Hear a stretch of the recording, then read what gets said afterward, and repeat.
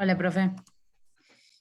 Bueno, bienvenidos a la sexta clase de Teoría y Crítica Literaria 2, en el marco del ciclo de licenciatura a distancia de Lengua y Literatura.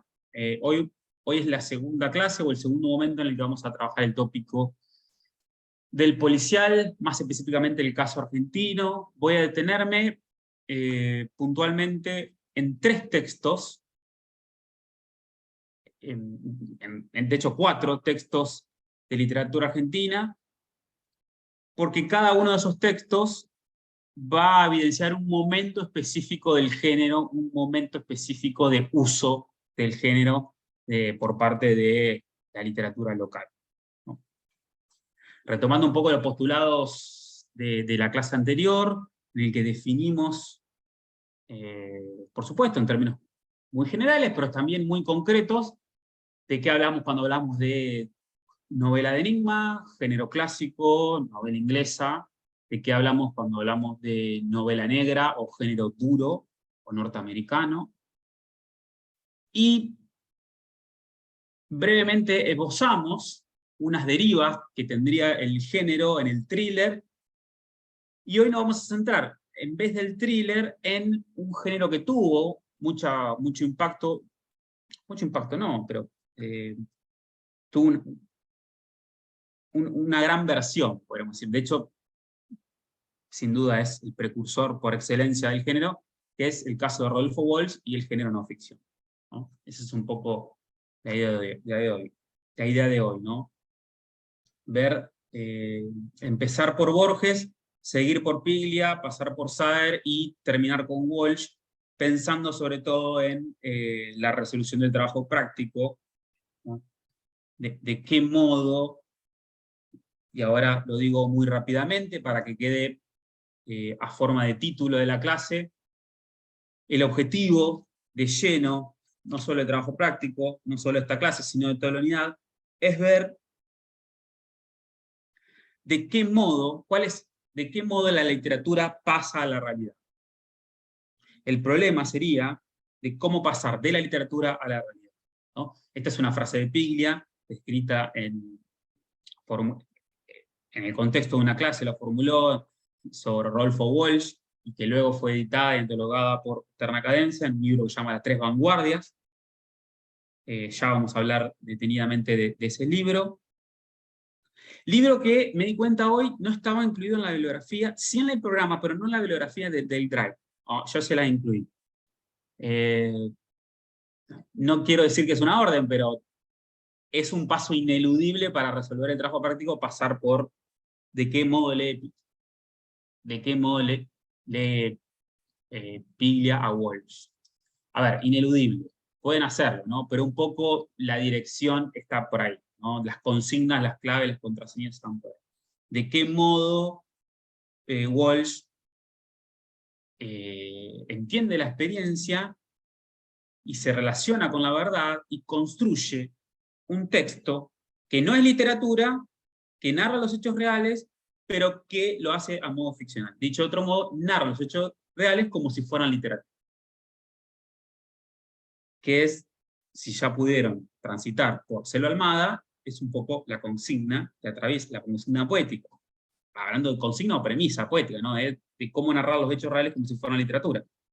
O de qué modo se usa el género policial para narrarte el caso de femicidio. Entonces, la dicotomía o el binomio, la relación o el vínculo, la tensión que vamos a trabajar hoy es la relación entre ficción y verdad. Siempre, por supuesto, trabajando la relación entre literatura y experiencia, entre acción y ficción. Entonces,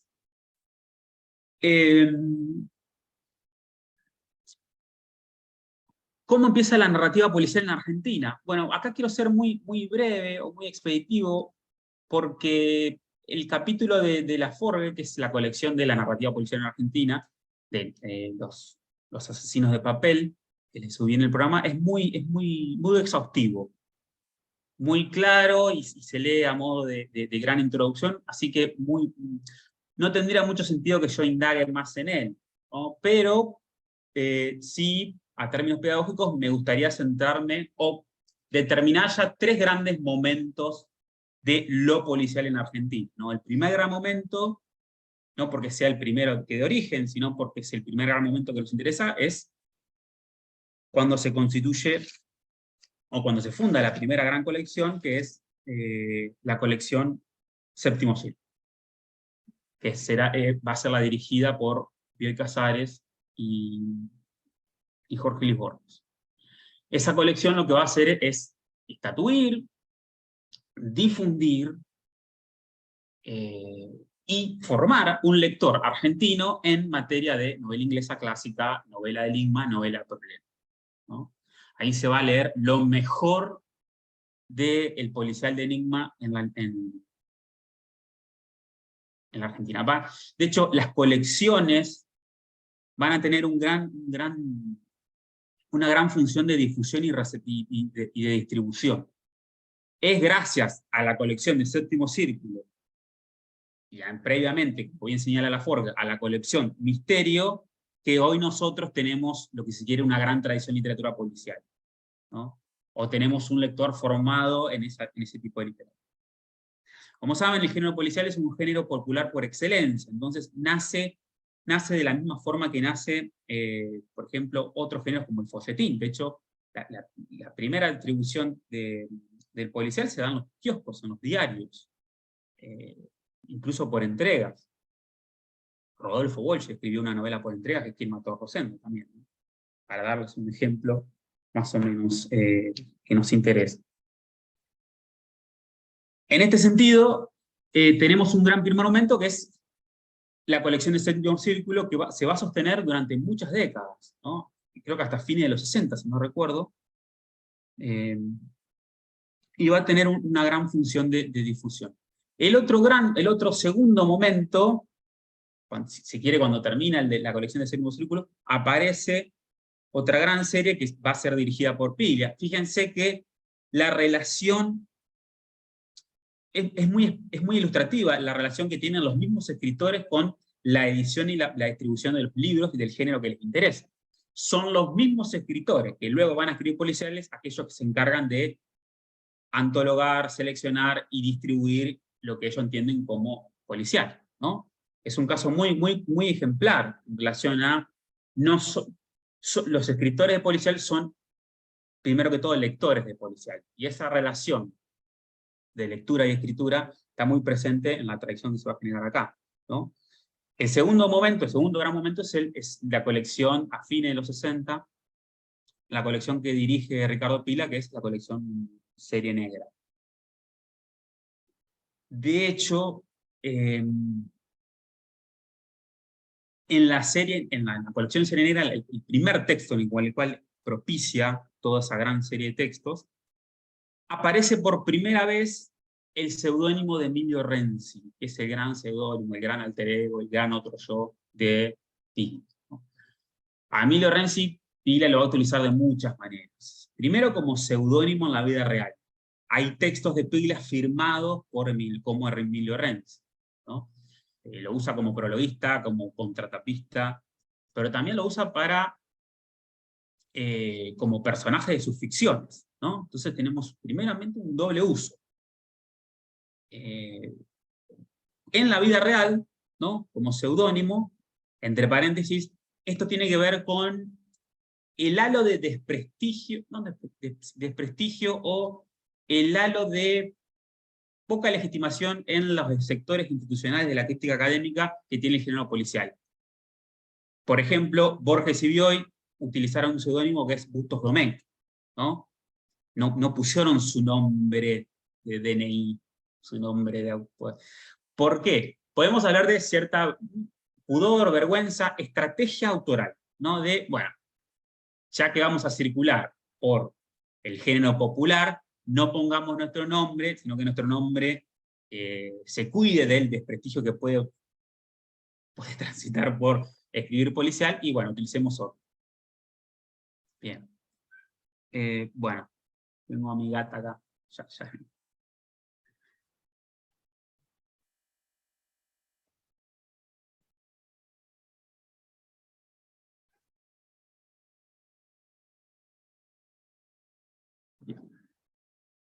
Entonces, decía, Emilio Renzi, Ricardo Piglia va a utilizar el seudónimo de Emilio Renzi, primero como una operación autoral de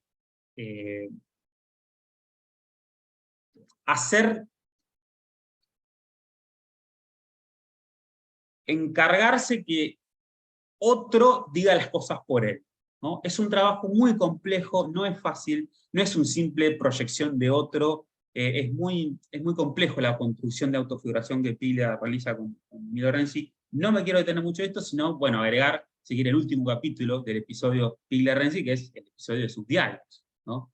Ahí hay un gran proceso de autofiguración en donde, no diría de forma literal, pero sí de forma autofigurada, Piglia le otorga la vida a él y hace que los diarios de Ricardo Piglia sean los diarios de Emilio Renzi, ¿no? Sí, no solo va a utilizar ese procedimiento autoral para que firme textos por él, y no solo lo va a utilizar ficcionalmente como personaje de sus ficciones, sino que también lo va a utilizar para que él narre la vida por él en sus diarios, ¿no? Sus diarios póstumos. Este proceso de construcción de un otro, de una voz en tercera persona, que diga las cosas que uno quiere decir, es un procedimiento que luego vamos a retomar en Walsh. Pero no nos adelantemos. Entonces, decía, el primer momento es la colección del séptimo círculo, el segundo momento es la colección de la serie negra, tenemos novela de enigma y novela negra, y tenemos entre medio, una década antes, en el 57, la publicación de ese texto, Operación Masacre. Es una intervención muy fuerte dentro del campo, en el sentido que un texto inaugura todo un género, que es el género de no ficción. ¿No? Rápidamente, ¿cómo podríamos definir el género de no ficción? Sería la opción por narrar los hechos de la experiencia, los hechos reales, la verdad de lo empírico, a través de procedimientos extraídos de la novela, de la ficción, de la literatura, ¿no? La definición de no ficción se juega justamente en el binomio no y ficción. No es ficción. De entrada ya no podemos entenderlos como meramente literatura.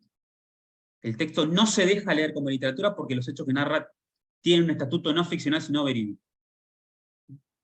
Asimismo, se narra como si fuera ficción. Y esa paradoja es lo que hace genial el género, ¿no? Porque no es, aclaro rápidamente, no es una novela que toma hechos reales y los interviene para narrar ficción. Por ejemplo, una novela histórica. O por ejemplo, una novela, como vamos a ver en la unidad siguiente, una novela sobre la dictadura militar. No se trata de, desde la literatura, tomar como material lo histórico y traducirlo y procesarlo y hacerlo pasar como ficción. No, sino que es al revés, el proceso es inverso. Se trata de nunca perder el estatuto verídico, real, fidedigno, concreto de lo real. Lo que importa es la verdad de los hechos. Pero sin embargo, los recursos, la pregunta es cómo narrar esos hechos. Si los narro como si fuera un periodista, el género no sería no ficción, sino que sería crónica policial. ¿Se entiende ahí? El matiz, si se quiere, es menor, pero es decisivo. Sí. ¿Por qué?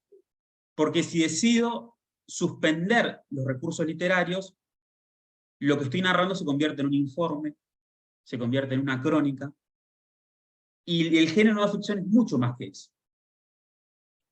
Para llevarlos a un lugar en donde les interesa, fíjense el proceso de subjetivación que tiene Selva Almada en Chicas Muertas.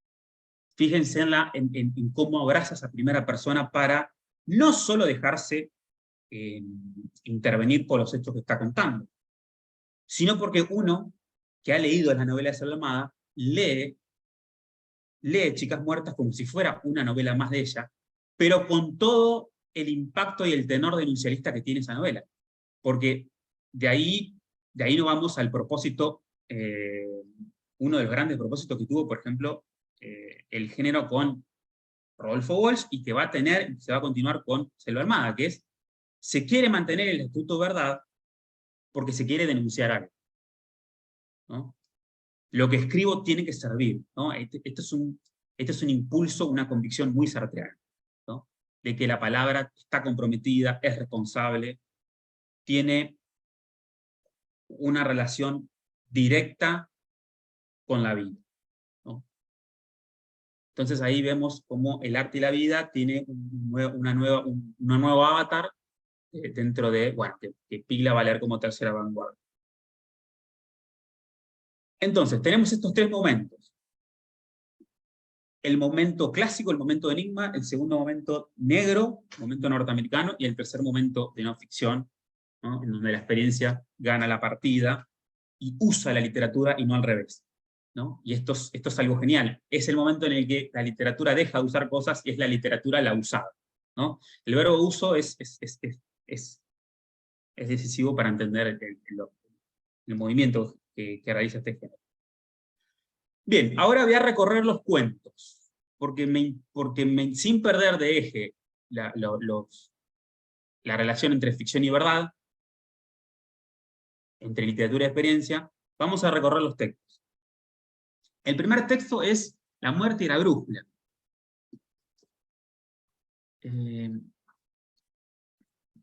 Para muchos, quizás el mejor cuento policial de la literatura argentina. Para muchos, incluso para Rodolfo Walsh. Para muchos es la gran expresión porque es la expresión ideal, pero también es el momento en el que el género se inaugura y se cierra. El género entendido en su forma más clásica, ¿no? Como bien definimos, acá Eric Lönnrot es el razonador puro, es aquel que se excita en términos de lectura con el problema que tiene que resolver, ¿no? Es un problema geométrico, un problema matemático que tiene que resolver, y como un lector aficionado, un amateur, se entrega gratuitamente y desinteresadamente a resolver el hecho. Pero también tenemos al criminal, el que le va a debatir en inteligencia, que es Larlach, o Scharlach, ¿no? Siempre lo pronuncio mal. Es Larlach, el judío errante, el dandy. Bien, entonces, ¿qué narra? Vamos a poco. ¿Qué narra La muerte de la brújula? Bueno, ya el título es muy ilustrativo. Narra muertes, narra la muerte del detective, a partir de una brújula que es un juego geométrico, un juego matemático. Lönnrot es el modelo extremo idealizado del Caballero Dupin, que es el detective de Edgar Allan Poe, ¿no? Y tiene un enemigo muy fuerte, que es el dandy Larlach, que le jura venganza por la muerte de su hermano. Es un tópico que, si se quiere, puede entrar en relación con el cuento del fin, ¿no? En donde es el hermano del negro que viene a justiciar al Martín Fierro y lo termina dando muerto, ¿no? Acá el que muere es el protagonista, es el héroe y no el bandido, el criminal es el que gana. Entonces, tenemos primero todos los códigos del policial enigma. Hay un enigma que descifrar, que es las tres muertes que se dan, las tres muertes simétricas del texto, pero también tenemos su gran resolución, ¿no? Que es la figura del detective casado. La figura que el detective, es el momento en el que el detective por fin pierde la partida, por fin pierde inmunidad, y por fin termina asesinado por manos del criminal Larlach, ¿no? Entonces, tenemos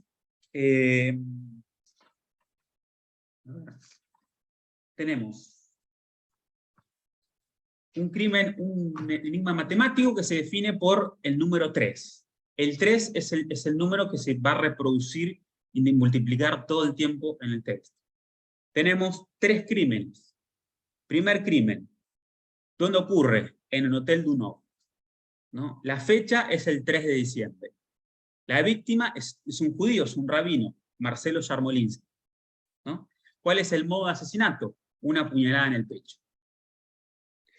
¿Cuál es la ocupación de este Marcelo Yarmolinsky? Es especialista en el Talmud. Venía a un congreso y... Bueno, el texto empieza con que el policía Treviranus le viene a pedir ayuda, que es un movimiento muy clásico del género. La policía viene y le pide ayuda al detective, que desinteresadamente lo ayuda al Estado, a la ley, al orden burgués,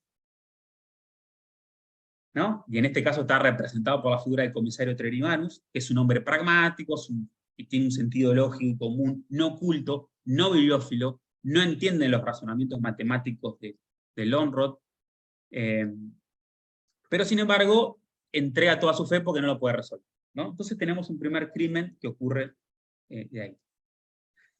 Después tenemos un segundo crimen que simétricamente ocurre un mes después del primer crimen. La fecha, el 3 de enero, el lugar es una antigua pinturería de los suburbios de Buenos Aires, ¿no? Es un lugar desamparado y vacío. El modo es el mismo, es una puñalada en el pecho. La víctima es un tal Daniel Simón Acevedo, que es la ocupación es un compadrito, es un arrabalero, también es un tramposo, un traicionero, alguien de la acción, es alguien que pertenece al universo de los arrabaleros borgianos, ¿no? El compadrito, los cuchilleros, ese universo de sicarios, cafizos, punteros políticos, confidentes de la policía que se manejan, son más propios de los rufianes del policial negro que de la policial negro. Bien, después el tercer crimen, que también ocurre simétricamente, que en realidad es un falso crimen, como ustedes seguramente se dieron cuenta al leer el texto, ocurre un 3 de febrero en la calle Tolón, Rue de Toulon, en una taberna de la Rue de Toulon que se llama Liverpool House. Este es el momento en el que el texto dice, cada una de las muertes iba acompañada por una frase, una carta, que decía la primera de las letras, la segunda de las letras, las últimas letras del nombre ha sido articulada. Esto lo que genera es una conexión que luego se van a dar por la simetría de los 3 crímenes, ¿no? Recuerden que es un texto matemático, incluso Guillermo Martínez lo leyó en esos parámetros de esa lógica, hasta incluso escribió un libro entero que se llama Borges y las matemáticas, dándole un lugar central a este texto. Entonces tenemos, como caso de enigma a descifrar, ¿no? Como si fuera un crucigrama, una resolución, una ecuación, tenemos 3 lugares que son equidistantes, ¿no? Tenemos una simetría en el tiempo, una simetría en el espacio, y generan un triángulo equilátero. Lo genial del cuento es que dentro de ese triángulo se genera otra punta, que genera la estrella judía, la estrella del tetrametrón, en donde el criminal, el bandido, el dandy Slarlach, compone una coartada, monta un relato para que Lönnrot sea atrapado, ¿no? Genera, falsea, monta la información para que Lönnrot quede atrapado en una última punta, ¿no? Y se genere un cuadrilátero. ¿Qué quiero decir con esto? Primera reescritura del género por parte de Borges. Borges no solo extrema los códigos principales del género de enigma, sino que lo pervierte de forma genial. La razón, lejos de funcionar como una potencia, un arma, una virtud del detective, es su principal, es el principal puñal con la cual él encuentra la muerte. Dicho de otro modo, su principal virtud se convierte en su principal tragedia, ¿no? Es una figura que también se puede reconocer en Funes el Memorioso. Así como Funes recuerda todo, también el recordado todo se convierte en una desgracia. La desgracia de Lönnrot es ser demasiado inteligente. Es Nunca desconfiar de su perspicacia, ¿no? Fíjense cómo empieza el texto. De los muchos problemas que ejercitaron la temeraria perspicacia de Lönnrot. ¿Qué significa temeraria? No temerle a nada. Bueno, ese fue su principal error. No temerle a su propia inteligencia, ¿no? Ninguno es tan extraño como la periódica serie de hechos que sangre y culminaron a la quinta tristeza, ¿no? Entonces, el criminal, tan inteligente como el detective, utiliza como arma el propio razonamiento del detective, ¿no? Y se genera el momento de el del gato termina siendo cazado por el ratón, para darle un ejemplo. Ahora bien, una pregunta que nos interesa: ¿qué ocurre con la relación entre literatura y verdad? ¿Dónde está la verdad del texto? Acá. Primero, hay una construcción de verdad que,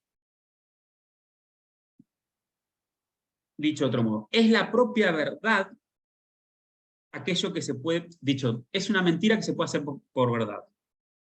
Lo digo de otra manera. La verdad se puede construir, se puede montar, se puede falsificar. O dicho de otro modo, la mentira puede hacerse pasar por verdad, incluso para las mentes más perspicaces, más inteligentes.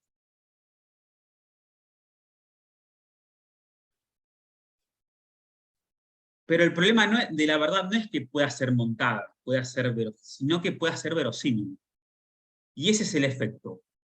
El gran error de Lönnrot es haber creído en la verdad. Es haber creído en el relato del otro, ¿no? Al punto tal eh, de que, fíjense, ¿no? De que se siente como derrotado, que fíjense esta escena.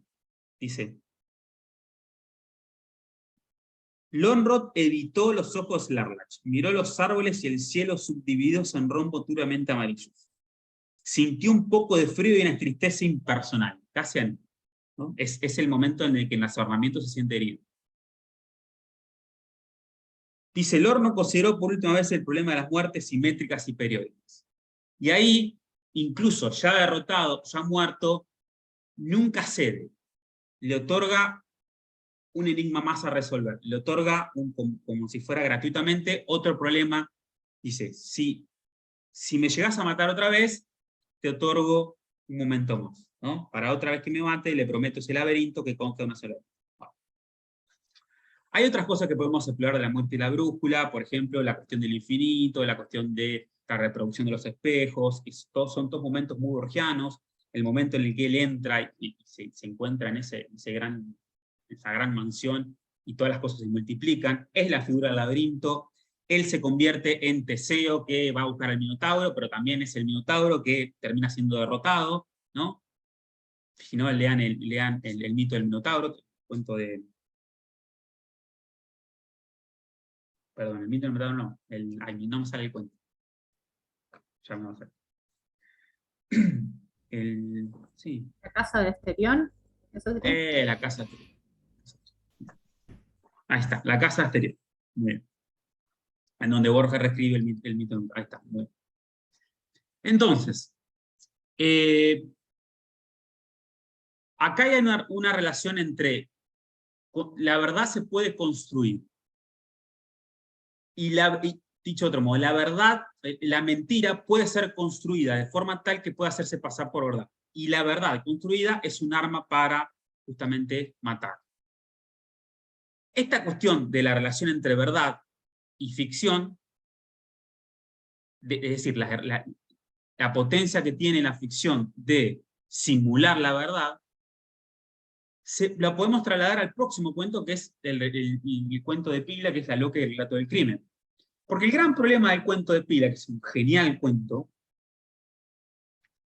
es que la verdad es inverosímil. La verdad, la resolución del caso, es tan increíble, dicho de otro modo, tan erudita, tan bibliófila, tan genial en términos de producto de un razonamiento, que no puede hacerse pasar por verdad. la verdad no puede servir, va a decir el comisario, ¿no? Pero bueno, vayamos a el texto de Piglia, ¿no?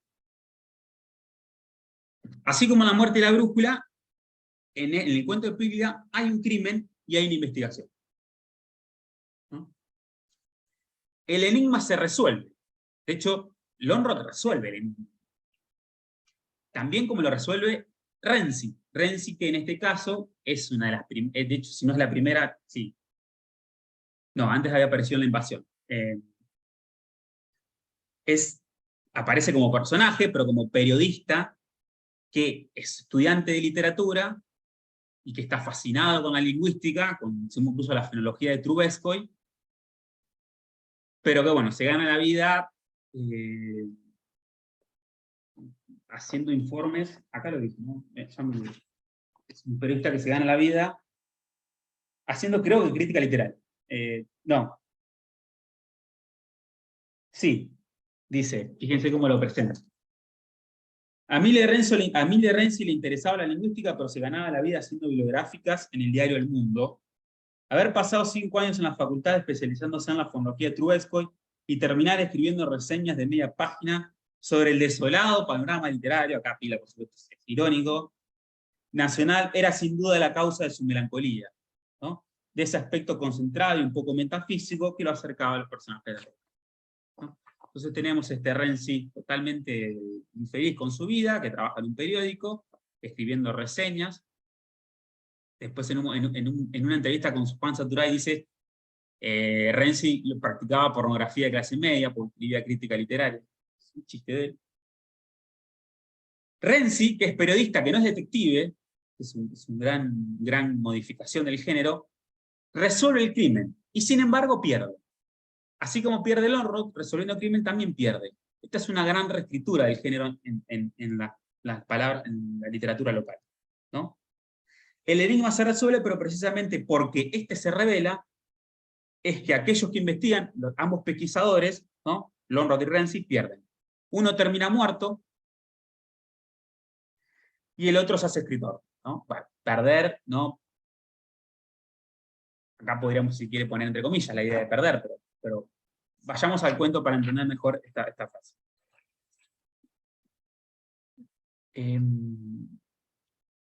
Hay una prostituta que se llama, ya me olvidé, se llama Larry.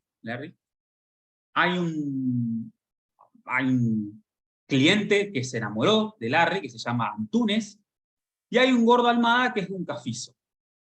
Bueno, un cafizo que es un matón. De hecho, el cuento empieza con Almada llegando a la pensión que queda justo al lado del bar Nudil. Y bueno, se encuentra con Angélica Echeparne, que es Angélica Echevarne, que es la loca, que es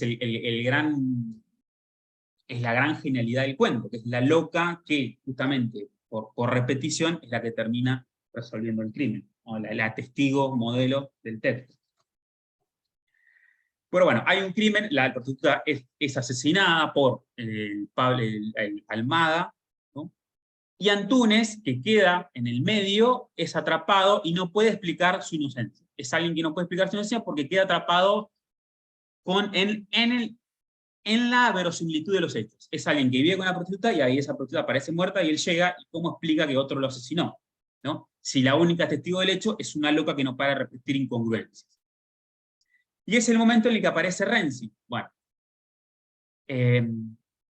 aparece la policía, perdón, aparece el director del diario, que también oficia de hombre pragmático, hombre práctico, que no quiere líos con la policía, no quiere problemas con la policía. Fíjense que esto es un rasgo muy fuerte de la literatura argentina, del policial argentino.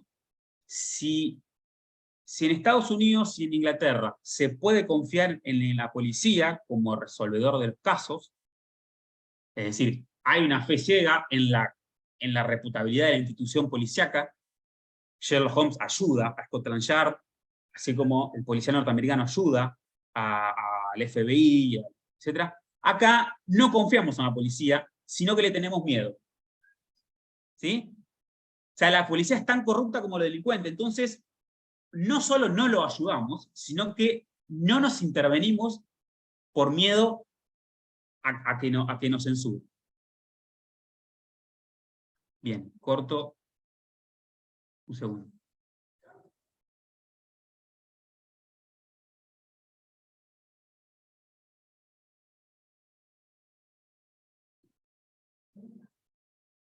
Bien, sigo. Entonces, ese es como algo que se ve muy bien en el cuento. Cuando dice, cuando él dice, hace 30 años, el director del diario le dice a Renzi, cuando Renzi resolvió el caso, le dice, hace 30 años que estoy metido en este negocio y sé una cosa, no hay que buscarse problemas con la policía. Si ellos te dicen que lo mató a la Virgen María, vos escribí que lo mató a la Virgen María, ¿no? Acá no se trata de buscar la verdad, de construir la verdad tal cual fue. No se trata de recuperar y reconstruir los hechos tal cual fueron, ¿no? No hay una búsqueda fidedigna de verdad, sino que hay que, en la Argentina, construir una verdad que sirva, una verdad que funcione. No importa si es mentira. Si es mentira, hay que hacerla pasar por verdad, ¿no? Y este procedimiento lo van a ver muy bien en Selva Almada. La idea de que hay mentiras que sirven como verdad. Por eso le dije que es clave la palabra uso. Entonces, tenemos, decíamos, un crimen, hay una prostituta asesinada por un cafizo y hay un inocente, un cliente que está preso y es inocente. Lo genial del texto, porque realmente es un cuento genial, ¿no? Silvia Hoppenheim va a decir que es un cuento que se muerde la cola, porque es un cuento que empieza como hecho narrado, pero termina como inicio de un cuento que es el mismo Renzi cuando se convierte en escritor, ¿no? Renzi resuelve el enigma con ¿cómo decirlo? Que no es del policial, sino que es un saber, así como Lonrod lo resolvió matemáticamente, Renzi lo va a resolver lingüísticamente. Es el modo en que el policial se permite usar, en afán de resolución del enigma, otros saberes, ¿no? Si quieren, lo decimos a lo de Derrida. En la resolución del enigma de Renzi participa el genio lingüística. De hecho, es algo muy genial de cómo lo explica. En la repetición de un psicótico, de un loco, hay momentos en que, pequeños desvíos, momentos nuevos, en que está lo que realmente Angélica quiso decir, ¿no? Entonces, Renzi les dice a...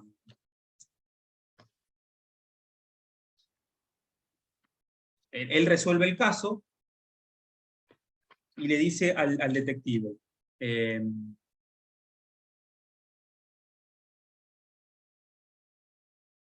dice,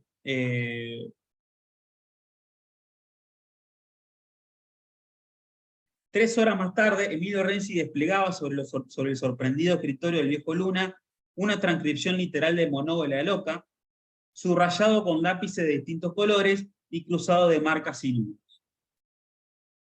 Tengo la prueba de que Antunes no mató a la mujer, fue otro, un tipo que él nombró, un tal Almada, el gordo Almada.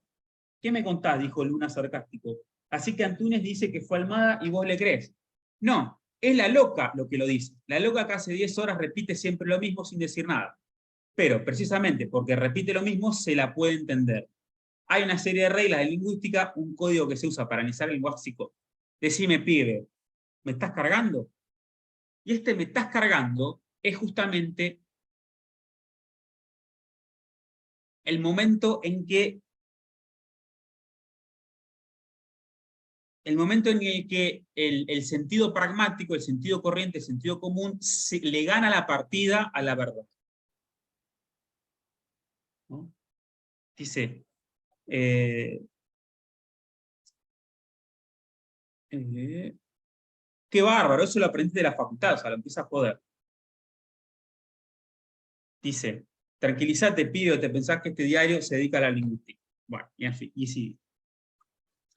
Entonces, ¿qué me interesa de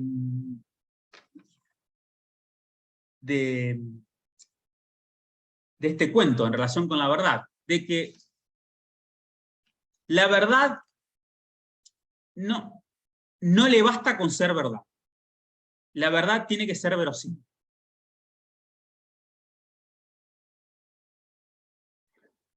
Porque si es inverosímil,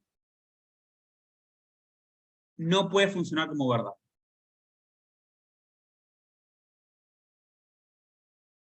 Por eso pierde Rienzi y por eso está condenado a hacerlo literatura. Bueno, si la verdad de los hechos no le basta con ser verdad, hagámoslo literatura. ¿No? Y se pone a escribir el cuento. Y este procedimiento de trabajar con lo imposible, de hacer de lo imposible, es decir, lo imposible de lo real, porque eso es lo genial de un texto como el de Rodolfo Walsh, de hacer de lo imposible, hay un fusilado que vive, esa es la gran frase imposible, ese es el momento en el que, pasando al otro texto, ¿no? Ese es el momento en el que Rodolfo Walsh decide escribir el texto, y le preguntan, porque hay un momento en que Pila lo recupera muy bien, dice, ¿por qué no escribiste un informe policial? En vez de escribir un texto como Operación Masacre. Nosotros podríamos responder por lo que le pasó a Renzi, por las mismas razones que le pasó a Renzi. Porque la verdad no basta. Hay que utilizar operaciones para que la verdad se construya como verosímil. El gran inverosímil de los hechos reales que narra Walsh es ese, alguien fusilado que vive. Como saben, Operación Masacre se centra en los fusilamientos totalmente frustrados de un escuadrón de policía, totalmente arbitrario, fuera de foco, en donde en los 50 se ocurren en José León Suárez.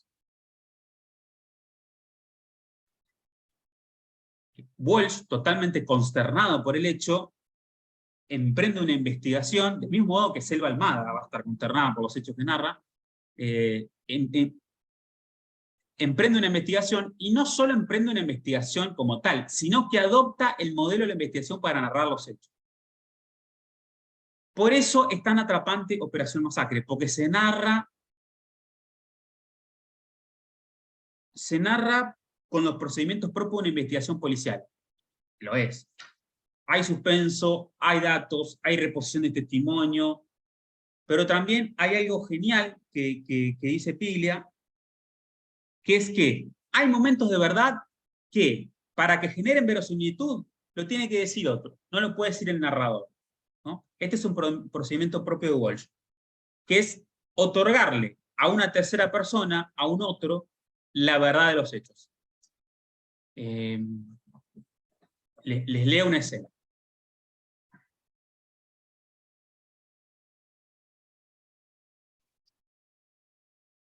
Bueno, como saben, Operación Masacre empieza, él está jugando al ajedrez, fíjense, un trabajo muy trabajo de razonamiento, está jugando literariamente un juego, de hecho la escena es muy ilustrativa, él está haciendo literatura, jugando al ajedrez, ¿no? Es decir, es una actividad artística, estética, pero la vida lo llama, la experiencia lo llama. Es el momento en el que tiene que entrar en acción porque escucha un tiro, ¿no? Y todos se levantan y van a ver cuál es ese tiro que pasa. Él, nervioso, llega a la casa, y antes de llegar a la casa, dice, o sea, él escucha los disparos, dice, tampoco me olvido que, pegado a la persiana, oí morir a un conscripto en la calle, y ese hombre no dijo, viva la patria, sino que dijo, no me dejen solo, hijos de puta.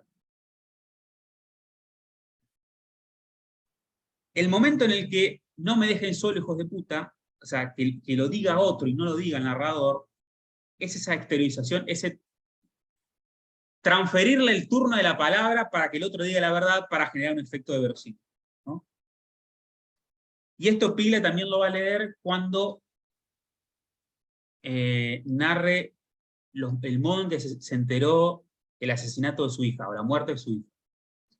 Como saben, Rodolfo Walsh pierde la hija, muere, Vicky Walsh muere de una forma totalmente épica, muere en camisón, con un AK-40, no sé si es un AK, es un arma, en la azotea, disparándole a policías, y bueno, la terminan rematando. Les narro el momento del episodio. Piglia dice, en las tres vanguardias, Walsh encuentra un modo de contar una experiencia extrema y transmitir un acontecimiento imposible. Eso que no encontró Renzi, justamente el modo de contar una experiencia extrema, verdadera, y de transmitirla, Walsh lo encuentra. Dice, quisiera recordar la forma en que cuenta la muerte de su hija y escribe lo que se conoce como la carta a Vicky, es decir, la carta a María Victoria Walsh, escrita en 1976, en plena dictadura militar. Luego de reconstruir el momento preciso en que por radio se entera de la muerte y el gesto que acompaña esa revelación, cito, escuché tu nombre mal pronunciado y tardé un segundo en asimilarlo, maquinalmente empezás a antiguarme como cuando era chico, cierro cita, escribe, anoche tuve una pesadilla torrencial, en la que había una columna de fuego poderosa, pero no contenida en sus límites, que brotaba de alguna profundidad. Una pesadilla casi sin contenido y condensada en una atroz imagen abstracta. Y después escribe, abro cita, hoy en el tren un hombre decía, sufro mucho, quisiera acostarme a dormir y despertarme dentro de un año. Y concluye, hablaba por él, pero también hablaba por mí. Me parece que ese movimiento, ese Piglia, ese desplazamiento, darle la palabra al otro que habla de su dolor, un desconocido en un tren, un desconocido que está ahí, que dice, sufro, quisiera despertarme dentro de un año, ese desplazamiento es una metáfora del modo en que se muestra y se hace ver la experiencia al límite. Alguien habla por él y expresa el dolor de un modo sobrio, directo y muy conmovedor. Ese recurso de la ficción, ¿no?, propio de los turnos de la palabra, es el que va a utilizar Walsh, uno de los tantos, para narrar los hechos reales. Lo que ustedes podrían hacer, que es una gran consigna de trabajo, es un desafío como críticos, es ver cuáles son los procedimientos de Selva Almada para narrar los hechos reales. ¿De qué se vale Selva Almada para narrar esos tres femicidios? ¿Cuáles son los procedimientos netamente literarios? Yo me aventuro a decir la gran subjetivación de esa primera persona. Es impresionante cómo nosotros vamos sintiendo junto con ella el modo en que se narra esa vida. Porque no hay una narración frívola, no hay distancia. Ella, primero, es un sujeto, una posición, una iniciativa claramente femenina, en donde se deja atravesar todo el tiempo por los hechos que le transcurren. De hecho, esa voluntad, ese afán de contar los hechos reales, es un género propiamente de no ficción. Y es el momento en el que el género policial pasa a otra cosa.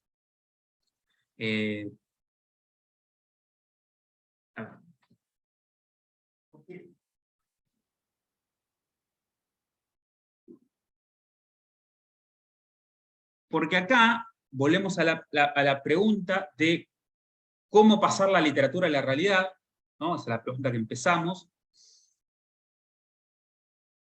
La resuelve el género no ficción.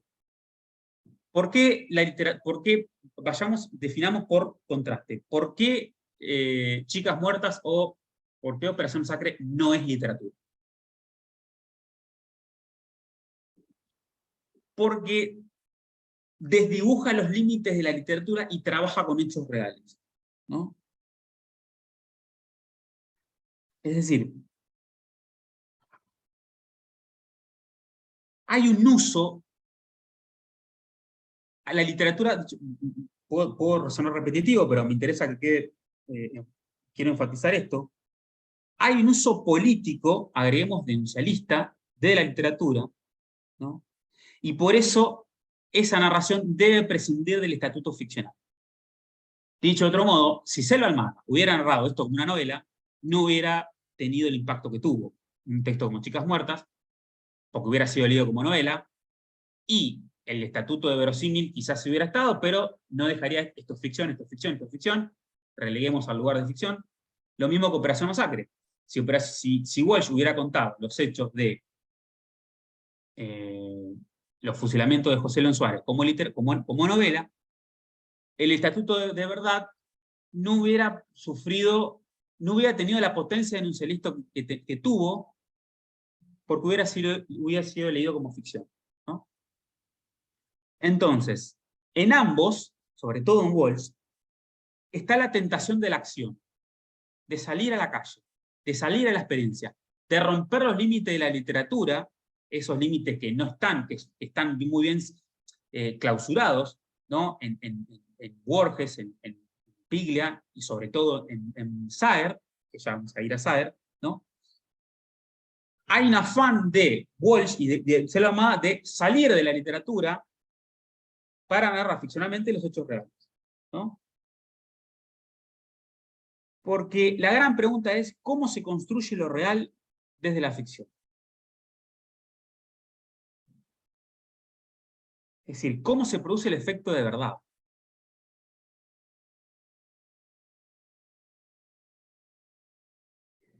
Porque el hecho verdadero tiene que parecer ficcional, porque es el único modo de que ese hecho real, ese imposible, hay un fusilado que vive, sea entendido como verdad. Esa es la gran paradoja que señala Piglia, y esa es la gran paradoja que podemos determinar hoy.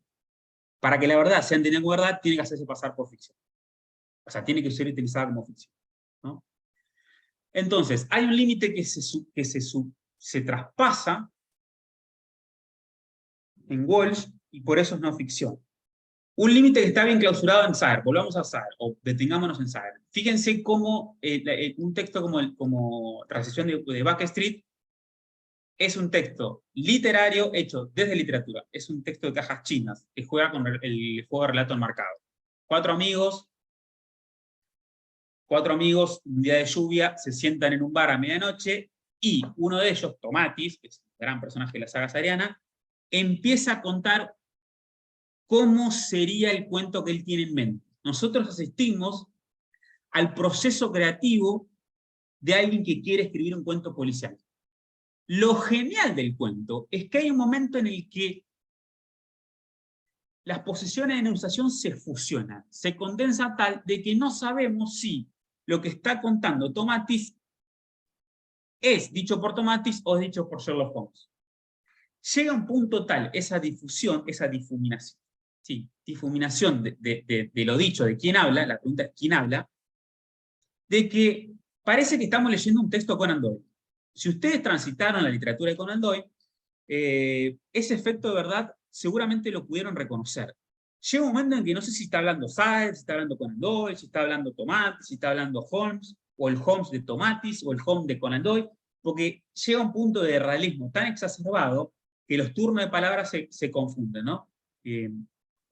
Esto pasa, por ejemplo, lo tengo marcado.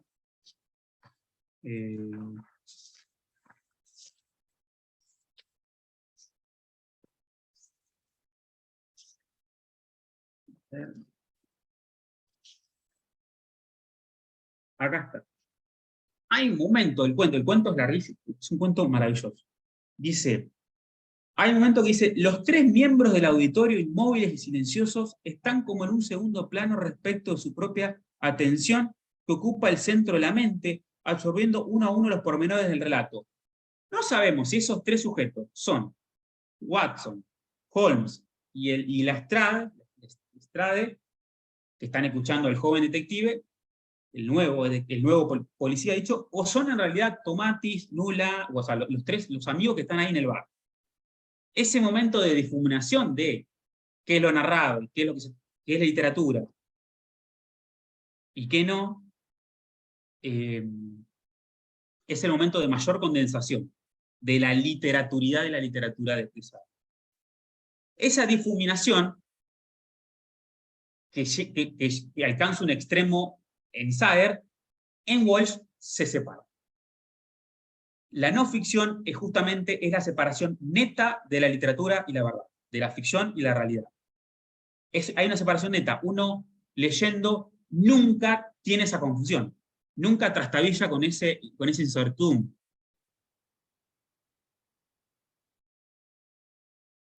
Bien.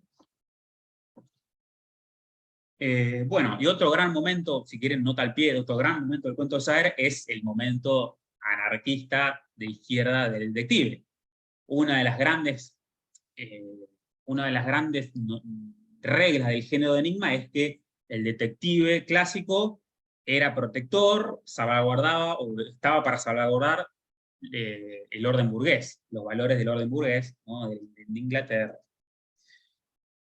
El Holmes de Tomatis, lo genial es que se convierte en un anarcosindicalista, en alguien humanista que piensa en las desgracias de la víctima, y termina el cuento.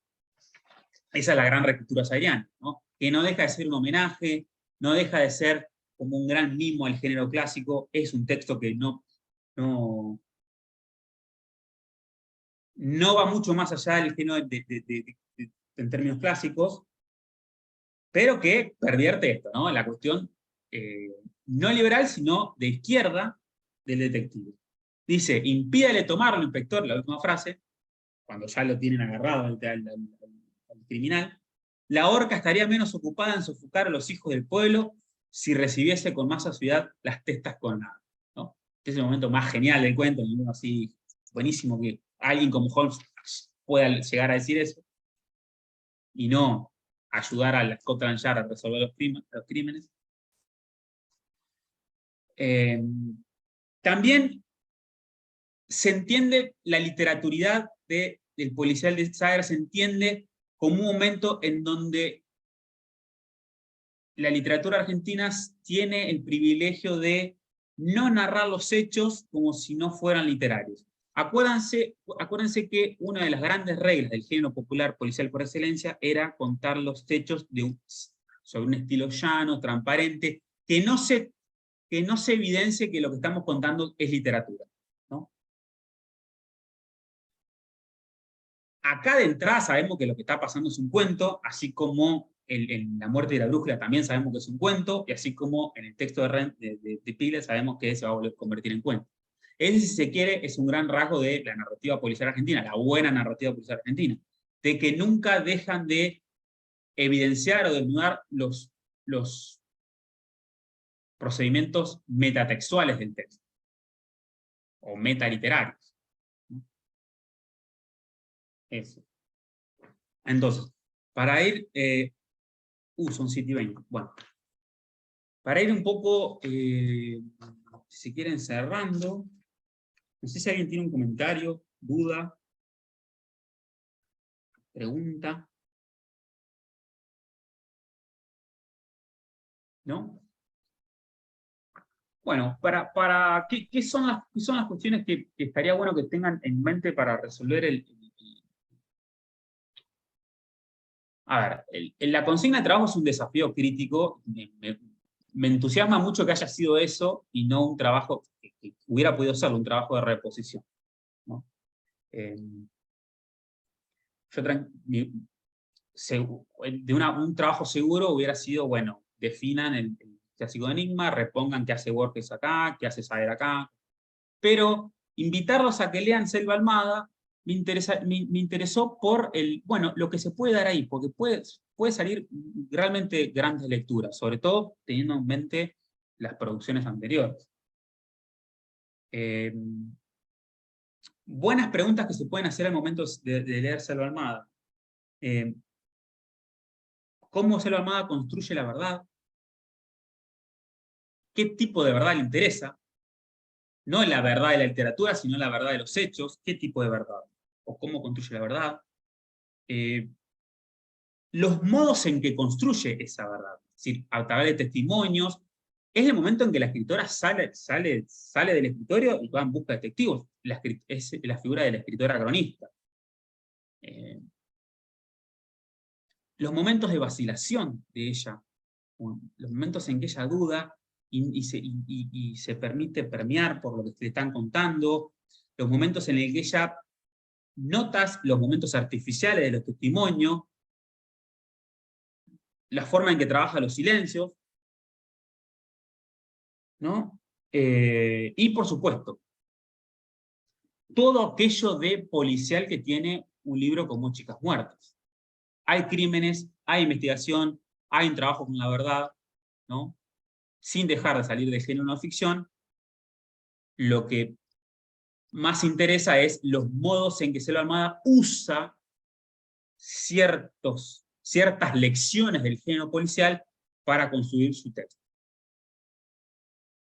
Por supuesto que no es un texto, al ser no ficción, no es un texto enteramente de enigma, no es un género estrictamente de policial negro, no es un género estrictamente de thriller, no se trata de eso. No se trata de encasillar, sino de abrir, explorar las posibilidades de la narración, la forma en que una escritora contemporánea, argentina actual, encuentra una posibilidad de invención, ¿no? ¿Cómo? Explorando la experiencia. Eso. No dejen de leer a Piglia, y no dejen de transitar un poco por Walsh, ¿no? Y no dejen de preguntarse, bueno, de cómo se define y se construye la verdad en los cuentos literarios que transitamos. Eso. Emiliano, Sí. te hago una consultante, mencionaste, bueno, cómo lee, el modo que lee Piglia a Walsh. ¿Es un video o es un texto?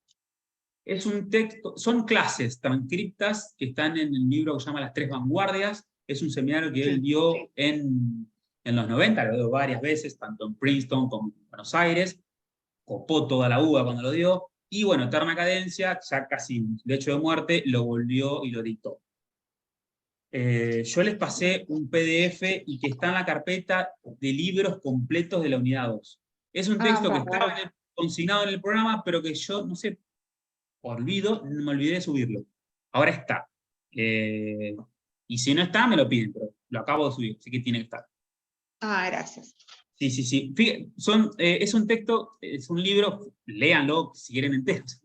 Es un texto que trabaja Walsh como vanguardia. ¿Por qué vanguardia? Vanguardia se tiene que en los términos de Pires, se tiene que entender como cambio, transformación de algo, como renovación estética de algo. ¿Cuál sería la gran renovación de Walsh? Los modos en que trabaja la experiencia. ¿Cuál es la técnica que Walsh utiliza para trabajar la experiencia? Bueno, básicamente funda un género. Va a utilizar la técnica del grabador, sí, pero también va a usar la técnica de lo documental. Él transcribe y registra todo lo que ve. Es algo que después se va a ver en Puig, o también simultáneamente en Puig, el momento en el que Puig hace grabar a los obreros, les paga para que lo hace grabar, y él después hace otra cosa con eso que está grabado. Si quieren, alguien que no utiliza en forma denuncialista y trabaja con la experiencia, y que utiliza la forma del grabador como posición de enunciación, es Romina Paula, ¿no? Hay un trabajo de realidad muy interesante, Romina Paula, pero bueno, eso me estoy yendo para otro lado. Pero sí, lean creo que está en la clase 10, 9 y 10 o 10 y 11, son las últimas clases. Es el último escritor que se ocupa. Se ocupa primero de Saer, después de Puig y después de Walsh. Bien. ¿Alguna consulta más? ¿Duda? Bueno, mucha suerte y seguramente le va a ir bien. Y nada, disfruten la lectura. Déjense atravesar por ser humano.